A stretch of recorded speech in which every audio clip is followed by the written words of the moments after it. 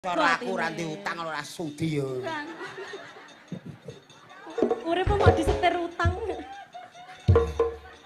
Ya kok kaya ngedono mes aku cah. Salah. Kok yo iki lirah iki kaya anak wedok ben latihan nembang. Iya, tapi yo aja ngono kuwi banget-banget to. Lah ora. Kan aku cemburu. Iya iya. Sakit hatiku lho, Mas. Hati ki ning dhuwur. Tanggo anjlok rono terus Iku diplontok. golekane woto iku kene. Ati kene ati. Hati ning dhuwur. Kowe muni sakit hatiku woto.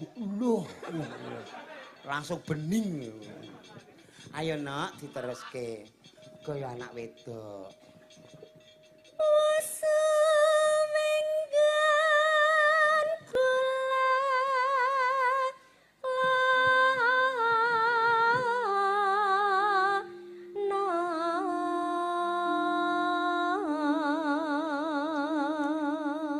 Ayu ndi, Cak?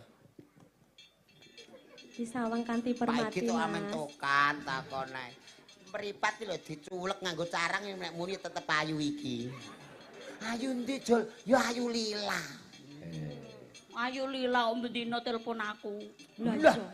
gayamu. Kuwi kol hayang. Ah, kelek.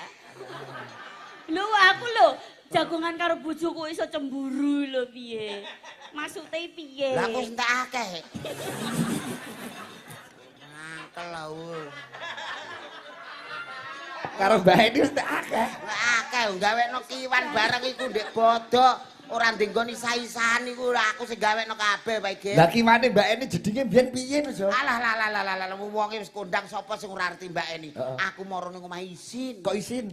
Ge kiwane iki isih kok kuali gedhe ngaron iki lho Pak. Heeh. Tembok.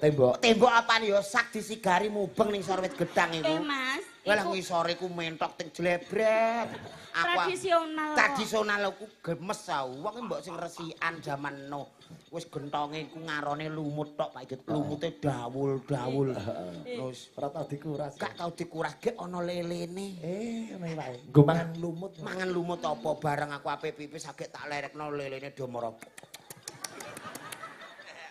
Lah kuwi kan yo ngerti kancane kok. Kancane ndak iso mbredakno brengose no. Brengose piye? Brengose piye? Bringose piye? Bringose lele piye? Ha lele kiwa tengen paling mok 8 lah iki. Lah sampean kan ndek bringos. Ambo, gara-gara yo iki ora kancane aku mundur neh ngene. Kono ki wale. Terus mok brukne mok bangun kuwi. Lah iki tak kula bangun niku. Ya syukur lah. Iwak lele. Ayo lele. Menawa do marani diarani